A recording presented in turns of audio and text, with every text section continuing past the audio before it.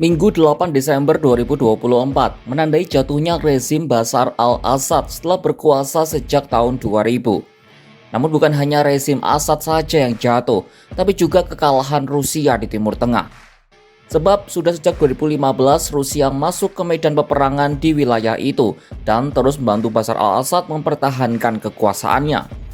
Artinya selama hampir satu dekade, kekuatan senjata Rusia lah yang membuat Bashar al-Assad tetap berkuasa.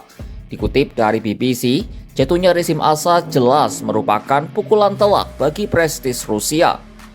Saat memutuskan mengirim tentara pada tahun 2015, tujuan utama Rusia adalah menegaskan dirinya sebagai salah satu kekuatan global. Hal ini menjadi tantangan besar pertama Putin untuk melawan kekuatan dan dominasi Barat. Keputusan ini berhasil pada awalnya. Setelah Rusia memasuki medan peperangan, kemajuan kelompok oposisi langsung bisa dihambat.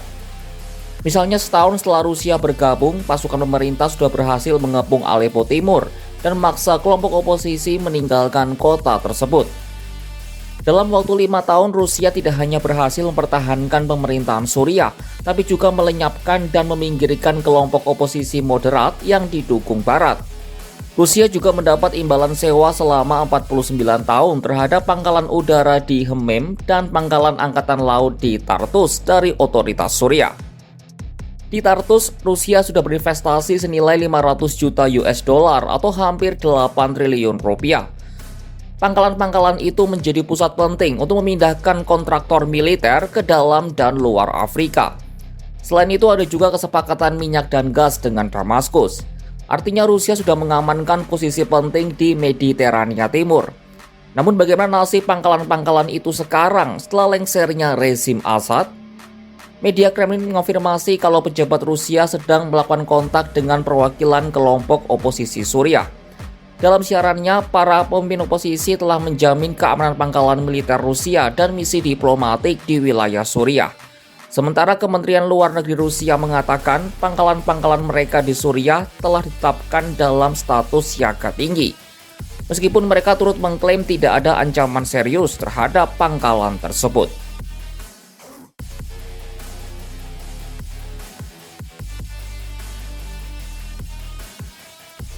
Rusia, meski sudah jelas enggan mengakui kekalahannya di Suriah, pada Minggu 8 Desember 2024 malam, dalam sebuah acara yang disiarkan di TV pemerintah, Rusia menyalahkan tentara Suriah yang tidak melawan pemberontak. Rusia juga disebut selalu mengharapkan rekonsiliasi antara berbagai pihak di Suriah. BBC menyebut meskipun Moskwa telah menggelontorkan sumber daya selama 9 tahun untuk mempertahankan kekuasaan Bashar al-Assad, tetapi rakyat Rusia terus diberitahu bahwa mereka memiliki hal-hal yang lebih penting untuk dikhawatirkan.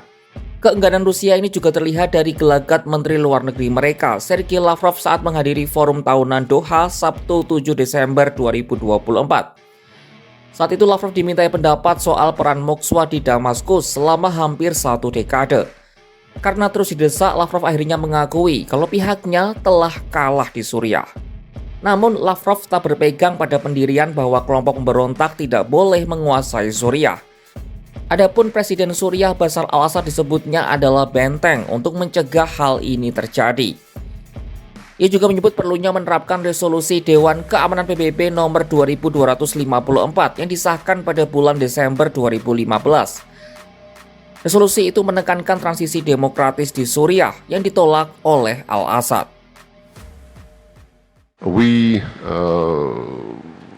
stated, all of us, that we want the resolution 2254 to be fully implemented, and for this purpose called for the dialogue between the government and legitimate opposition, as provided in that resolution.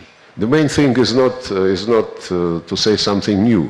The main thing is implement everything to which you sign up. Sergei Lavrov juga merasa khawatir dengan kondisi rakyat Suriah yang kemungkinan akan bernasib seperti rakyat Libya dan Irak. Masyarakat di kedua negara itu menderita akibat perang saudara berkepanjangan yang menggulingkan pemimpin mereka.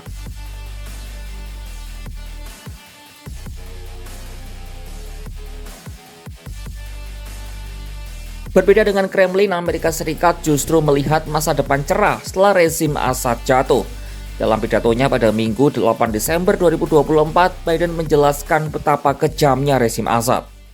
At long last, the Assad regime has fallen.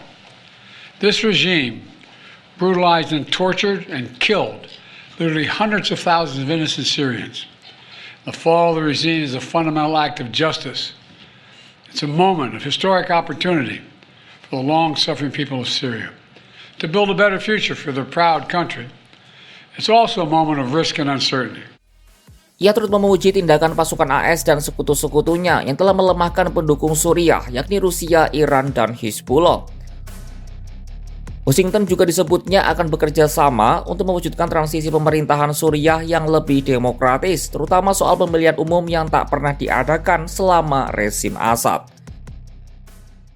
We will engage with all Syrian groups, including within the process led by the United Nations, to establish a transition away from the Assad regime toward independent, sovereign, I want to say it again, sovereign Syria, with a new constitution, a new government that serves all Syrians. And this process will be determined by the Syrian people themselves.